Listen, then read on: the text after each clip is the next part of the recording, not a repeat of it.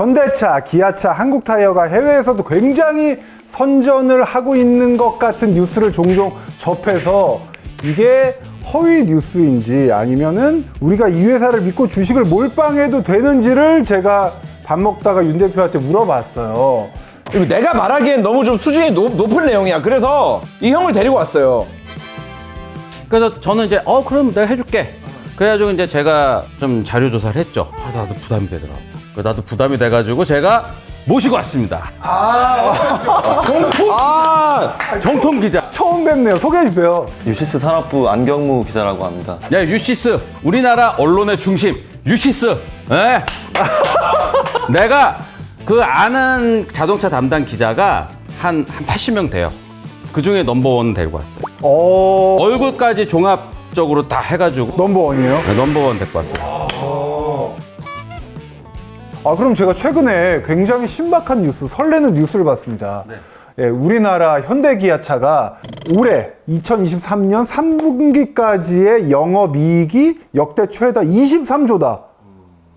이거 믿어도 됩니까? 20조가 넘은 거는 팩트입니다. 3분기까지. 누적으로 20조가 넘었고 증권가에서 전망하기로는 올해 합산하면 매출 260조 원, 그다음에 영업이익 26조. 이 중에서 그럼 국내 매출은 어느 정도? 국내 매출, 해외 매출 전에 기아랑 현대랑 나눠서 보면 현대차가 한 160조, 그다음에 기아가 100조 정도 하는 회사인데 현대에는 이제 제네시스까지 포함한. 맞습니다. 매출이죠. 맞습니다. 그런데 이제 이 현대 기아차를 보면 내수와 수출 비중이 있는데 수출 비중이 더 높습니다. 수출 비중이 한 60% 정도 된다고 보시면 되는데 그렇게 해서 계산해 보면 대략적으로 매출을 계산할 수 있습니다. 그러면은 이제 딱 여기서 현대자동차가 몇 등일 것 같아요? 자동차 회사 쫙 해서 생산 대수 1등, 2등, 3등 이렇게 해가지고 몇 등일 것 같아요? 저 마지막으로 들은 게 5등이에요. 저는 4로 갈게요. 4등. 예. 땡!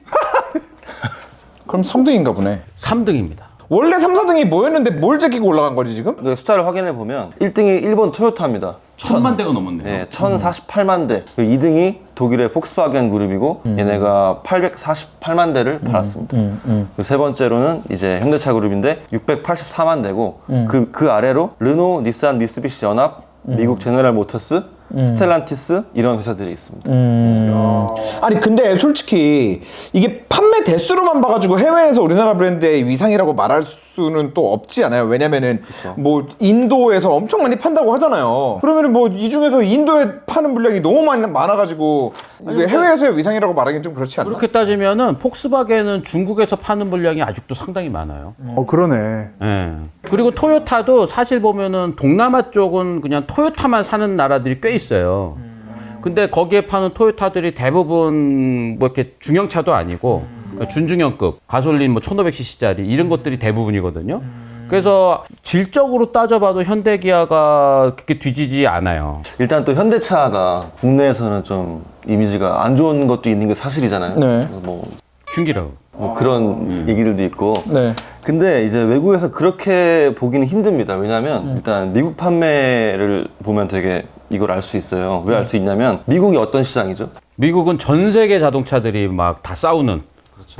이제 격전지라고 표현을 하는데 그러니까 품질과 성능이 뒷받침되지 않으면 결코 이길 수 없는 시장을 미국 시장이라고 이야기를 합니다. 근데 여기서 현대차가 올해 3분기에 얼마나 팔았을 것 같으십니까?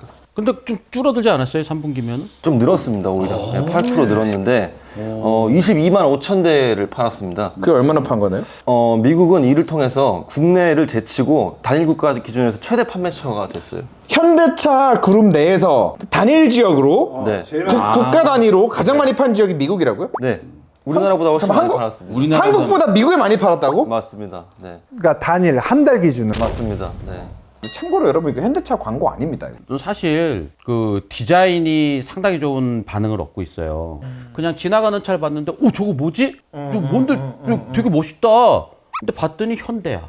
봤더니 기아야. 그럼 대표님은 디자인만 보고서도 이 현대차의 위상이 올라갔다고 생각을 하세요? 그럼요. 이 디자인상을 받았다 그래서 진짜 좋은 디자인이다라고 단정 지을 수는 없는데 사실 뭐 IF 디자인상이라든지 레드닷 디자인상이라든지 현대, 기아, 뭐 제네시스 다들 막 거기서 디자인상 받아오잖아요. 근데 사실 이 지금 전 세계 디자인 어워드 자동차 회사들한테 그렇게 많이 상을 주던 그 어워드가 아니었어요. 대부분 이제 삼성, LG, 전자제품 쪽, 애플도 많이 받고 막 이랬는데 자동차 회사 쪽에는 사실 BMW나 미니나 뭐 이런 정도였는데 이제 요즘에 현대 기아가 그냥 뭐 모든 디자인 어워드를 다 상을 받아요. 예, 그러면서 전 세계적으로 디자인 인정받고 있다라는 거를 이제 수상 실적으로 일단 보여주고 있죠. 그러면 유명한 디자이너들이 회사에 들어오는 것도 좀 의미가 있지 않나요? 그렇죠. 뭐 우리나라에 뭐 피터 슈라이어 올 때부터 2006년도에 왔어요. 2006년도에 왔는데 피터 슈라이어가 진짜 시작이었던 것 같아요. 그러니까 피터 슈라이어는 사실 유럽의 스타 디자이너였어요. 네, 그러니까 이 사람이 한국의 기아로가 이게 왜 가지? 약간 이런 시기였어요, 그때는. 왜냐하면 폭스바겐에서 아우디 TT 전 세계적으로 우와 막 이런 디자이너였거든요. 근데 이분이 갑자기 2006년도에 폭스바겐 내부의 정치 싸움이라든가 이런 거에서 밀려가지고 자기 후배가 자기 위로 올라가면서 이 사람이 약간 좀 애매해졌거든요. 아이, 또 소설 쓰지 말고요. 아 진짜로 이렇게 약간 애매해졌어. 이게 위로 올라오면서 애매해져가지고 야 씨발 나가려는 건가 그랬을 때 정의선 회장이 가서 만나가지고 기회주의자네. 네, 만나가지고 담판 지었고 왔죠. 근데 뭐 왔을 때도 어떻게 그 기회주의자예요 또. 아니 정의선 회장님이. 그러니까 촉이 좋다. 첫 작품이 뭐였죠? 처음 들어와가지고 한 거는 모하비의 마무리 작업 같은 거였죠. 기자님이 계셨을 때가 몇 년도였죠? 저는 2000년도, 2001년도. 아 그럼 퇴사하고 나서 들어오셨네. 그렇죠. 조금만 더 버티지 진짜. 그때만 해도 엉덩이 엄청 가벼워. 그때만 해도 이렇게 회사가 좋아질 줄 몰랐어요. 그때만 해도 뭐 회사 내 구타가 있고 맞았다고요. 그래서 때렸겠지. 아니, 신입사원이 어떻게 때려요. 고개도 들지도 못해서 우리는 스케치할 때 의자도 안 줬어요. 앉아서 못 그리게 했어. 서서 그려야 되고 그리고 뭐 하루에 막 뭐 1000장씩 그려야 되고 막 이러던 시절. 이 회사가 좋아지겠어? 아유, 얘 너무 힘들고 뭐 이래가지고 이제 그때 이제 나갈 사람들 많이 나갔죠. 그럼 첫 번째는 디자인이고 또 이렇게 성장 요인, 두 번째는 그럼 어떤 게 있을까요? 두 번째는 전기차를 아주 착실히 하고 있는 기존의 자동차를 만들고 있는 회사에서 전기차로 잘 전환된 회사 중에 하나이기 때문에. 그거는 맞는 것 같아요. 네, 그러니까 폭스바겐이 사실 전기차 전환하는 거 지금 폭스바겐이 잘했으면 더 위에 갔겠죠. 폭스바겐도 그렇고 토요타도 그렇고 내연기관을 곧잘 만들던 회사가 지금 전기차로 전환 잘 안 되고 있는데 현대차는 내연기관 때 잘하던 회사인데 전기차 전환도 잘했어. 요거 관심들 많이 있어 하더라고. 저는 심지어 오늘 벤츠 EQE 차량을 리뷰하는데 요 같은 세그먼트에 BMW i5, 벤츠 EQE 그리고 제네시스의 G80 그쵸. 일렉트리파이드 세대 중에 EQE보다 제네시스 G80 일렉트리파이드가 더 좋다라는 평가를 했습니다. 저도 비슷한 느낌이에요. 사실 말이 안 되는 거거든요, 이거는. 그 정도 수준까지 올라왔다라고. 그래서 이게 뭐. 오히려 그 내연기관에서 그 격차를 전기차에서는 거의 없앤 느낌이거든요. 제가 느꼈을 때는 이제 출발점이 같아졌어요. 이제는 내연기관 시대가 끝났고 새로운 패러다임으로 가는데 이제 현대차도 이제 내연기관 만들어본 그 껍데기 만들어본 경험이 있으니까 이걸로 이제 그 벤츠나 BMW 같은 브랜드들이랑 같은 선에서 경쟁할 수 있는 어떤 그 계기가 지금인 것 같습니다. 아니 그리고 저는 미국 출장 갔을 때 모터쇼를 갔는데 그 큰 LA 모터쇼에 그 큰 건물의 맨 위에 전광판에 오레이차 G70 빡 모터 트렌드 선정해가지고 와 저는 그거 보고 그게 정말 소름 돋을 정도로 컸어요. 뭉클하지. 와 근데 그거는 무슨 듣보잡이 아니고 그 LA 모터쇼를 진행하는 정말 전 세계의 모든 사람이 다 오는 자리에 다른 잡지도 아니고 모터 트렌드에서 G70을 뽑아가지고 그 자리에 올려놓은 거잖아요. 설령 돈 주고 했다 치더라도 모터 트렌드가 돈 준다고 아무 돈이나 받겠어? 얼토당도 않는 차를 거기다가 올리겠냐고. 저도 이제 뭐 2007년, 8년부터 이제 오레이차 심사를 우리나라에 팔고 있는 수입차까지 다 해가지고 했는데 사실 그때만 해도 2006년, 7년? 뭐 이때만 해도 아반떼급은 그래도 좀 괜찮네. 야, 소나타급부터는 캠리나 어코드는 못 이겨.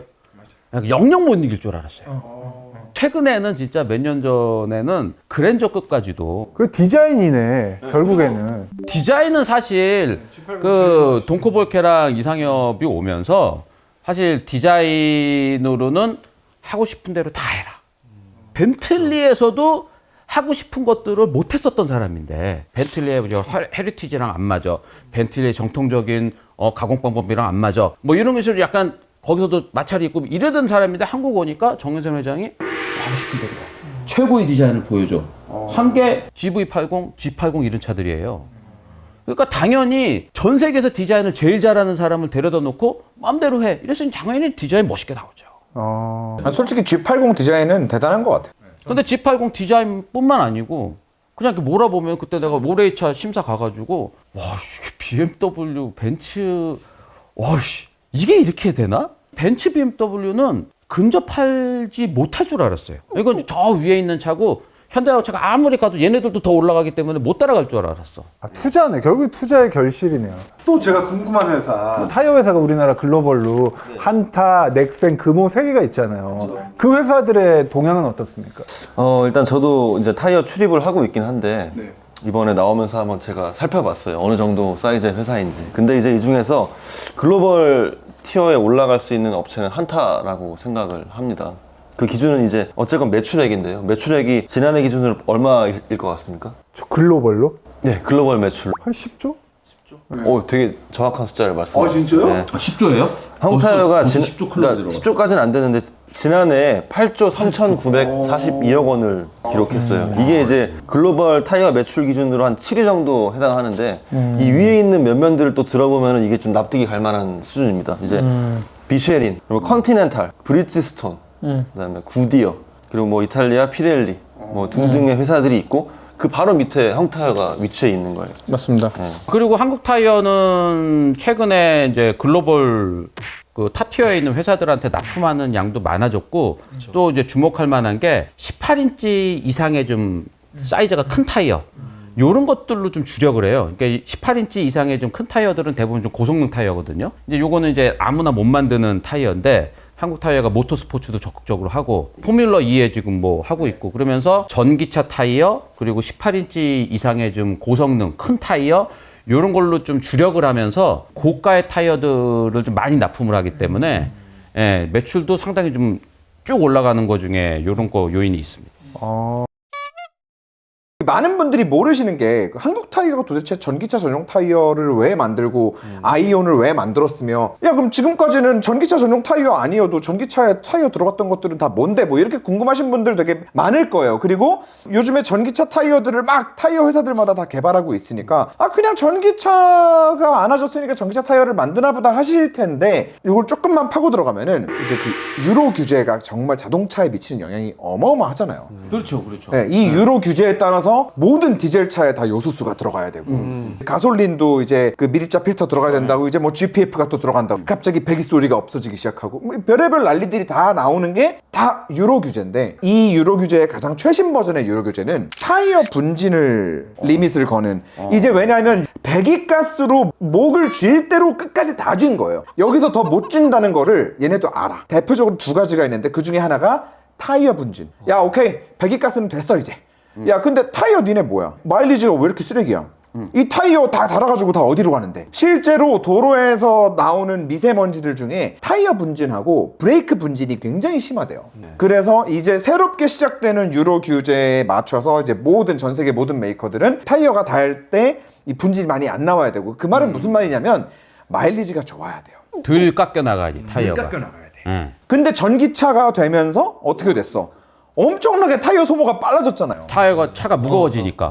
그 토크는 세지고 그러다 보면은 결국에 자동차 회사들 입장에서는 이건 굉장히 큰 부담인데 타이어 회사 그래서 타이어 메이커들은 그런 좀 자동차 회사들이 요즘에 이거를 줄여야 된다는 니즈에 맞춰서 마일리지가 더 긴 타이어들을 만들기 시작한 거예요. 그러니까 이게 그냥 뭐 전기차 세상이 됐다고 해서 갑자기 그냥 대충 브랜딩 해가지고 낸 게 아니라 규제에 맞춘 앞으로 자동차 회사들이 앞으로 좀 살아나갈 수 있는 그런 근간이 될 수 있는 타이어를 만든 거기 때문에 저는 진짜 앞으로 한국 타이어가 전기차에서는 지금 준비를 되게 빨리 했기 때문에 정말 앞으로 더 좋아질 거다 분명히. 그리고 그 비슷한 맥락에서 나온 게 ID4에 들어간 드럼 브레이크야. 아 드럼 브레이크도 브레이크 분진 줄이기 위한 방편 중에 하나죠. 그래가지고 드럼 브레이크가 들어간 건데 다들 그걸 모르더라고. 그러면 이제 한국 타이어는 여기까지 하고 반면에 넥센하고 금호는 여기에 비할 바는 뭐 안 돼요? 거기도 계속 성장세긴 성장세예요. 금호는 근데 되게 힘들었다가 최근에 좀 흑자 전환했던데. 금호는 이제 뭐 모기업 자체가 막 뭐 휘청휘청하고 막 이러면서 중국의 타이어 그 판매 회사 이런 데로 뭐 주도권이 넘어갔고 막 이러면서 좀 진통이 있었죠. 맞아. 그리고 넥센은 아직까지는 회사 규모가 글로벌 할 정도로 뭐 마케팅 비용이라든지 이런 비용 구조에 조금 브랜드 가치도 올리고 이런 비용 구조까지 간 회사 같지는 않아요. 근데 일단 그 사이즈로 제가 말씀을 드리면 확인해 네. 보니까 한국 타이어가 한 8조라고 했는데 네. 금호 타이어가 3.9조예요. 3점, 와, 엄청나네, 그래도. 3.9조. 넥센 타이어는 2.7조입니다. 그러니까 지난해 기준. 아, 해외 포함? 네, 글로벌 매출 연간 매출이 그러니까 거의 한국 타이어의 한 3분의 1 정도? 야, 그래도 근데 우리나라 브랜드 이 세 개가 해외 나가가지고 그런 타이어 팔아가지고 그런 외화를 벌어들이고 있다는 게 참 대단하지 않나요? 아니 그리고 뭐 한국 타이어가 뭐 포뮬러 2에 공식 타이어 한다는 것도 이것도 정말 대단한 거예요. 그냥 F1의 타이어 공급하는 거는 사실 그 한국 타이어가 들어가려면 정말 많이 노력을 해야 되는 거고 정말 불가능한 거예요. 원래 하던 피렐리 아니면은 사실 미쉐린도 못 들어가고 브리지스톤도 뭐 들어갔다가 막 무슨 이슈 생기고 막 뭐 이랬던 너무 까다로운 그 경기인데 한국 타이어가 그래도 이제 전기차 레이스지만 포뮬러 2에 딱 당당하게 공급을 했다는 것도 또 이제 미쉐린이 원래 하던 거를 들어가서 한 거잖아요. 예, 이 정도의 안목이 있다는 것도 되게 놀라운 거예요. 타이어 회사 중에 골프공 만드는 회사 또 많은 거 알아요? 그 원료가 겹친다 그러더라고요. 맞아요. 그 저기 넥센에서 골프공 요즘에 그 색깔 있는 골프공 완전 인기거든요. 그리고 뭐 브리지스톤 같은 데도 이제 골프공 나오고. 던롭도 골프공 만들고. 던롭이 최초의 타이어 회사잖아요. 그렇죠. 그럼 우리 형님께서 알고 있던 짬밥으로 또 우리나라 기업 중에 우리나라보다 해외에서 훨씬 더 활약이 많은 기업들 우리나라에 이제 잘 이름 안 알려진 강소기업들. 강소기업들. 윤 대표는 또 무슨 뭐 브레이크 패드? 뭐 있다 그러지 않아요? 상신. 상신 브레이크 외에도 우리나라 브레이크 회사가 그 전 세계에서 완성차 회사들이 선호도가 꽤 좋아요. 왜냐면 이게 한국 시장의 이 좀 지랄 같은 소비자들을 상대하면서 회사가 컸기 때문에 여기 주범들이 있네. 네, 일단 우리나라 소비자들은 브레이크에서 소리가 난다. 그럼 서비스 센터로 가요. 자, 그리고 세차를 하려고 봤는데 분진이 너무 많아. 그럼 서비스 센터로 갑니다. 그것도 아, 왜 이렇게 더럽냐? 그걸 다 만족시켰더니 제동력이 떨어져. 그러면 이제 또 너 때문에 내가 죽을 뻔했다. 가 됩니다. 이게 결국에는 이제 이 우리나라 자동차 회사에 들어가는 브레이크 패드는 이 모든 것들을 다 만족시킬 수 있는 그런 브레이크 패드를 계속해서 개발을 하다 보니까 솔직히 이제 해외 브랜드에서 나오는 뭐 알콘이니 브렘보니 뭐니 어떤 브레이크를 쓰더라도 모든 걸 만족시키는 브레이크 패드가 없어요. 그리고 실제로 독일 차 타면 사람들이 벌써 어떤 인식을 가지고 있죠? 독일 차는 바퀴가 빨리 지저분해져. 왜냐? 우린 브레이크가 잘 잡히니까. 근데 솔직히 한국 저기 카니발 가지고 200으로 밟다가 브레이크 때려 밟아도 잘 잡히거든요. 근데 분진이 안 나오거든. 소리도 안 나거든. 그러니까 이게 수입차들은 브레이크 패드에 금속 성분이 좀 들어가요. 그 금속 성분은 날아가지 않고 휠에 붙어. 그게 이제 우리가 말하는 이제 분진. 이건데 그 분진이 많이 생기면 우리나라 사람들은 이제 세차할 때 뭐 지저분하고 안 좋은 거야. 브레이크 패드가 너무 빨리 달아도 지랄한다 그러더라고. 근데 그런 것들을 다 만족을 해서 최고의 배합으로 만들면서 초반 제동력. 그렇지. 확 밟으면 확 쓰는 거. 그리고 요런 거 잘하는. 그리고 현대기아에 납품할 수 있는 단가도 맞춰야 돼. 도대체 우리나라가 모터스포츠가 뭐 이렇게 활성화된 나라도 아닌데 도대체 코리아는 왜 브레이크 패드를 잘 만드냐 해가지고 보면은 우리 소비자들이 있었다. 우리 지랄 맞은 피드백들. 마지막으로 KG 모빌리티는 어때요 요즘에? KG 모빌리티. 솔직하게 얘기해주세요. 도레스 EVX 타봤어요? 아니요? 왜 안 타봤어? 아니 안 부르니까. 왜 안 불러? 다 갔던데. 몰라요. 뭐 또 깎구만 또. 까지 그러면 안 까요?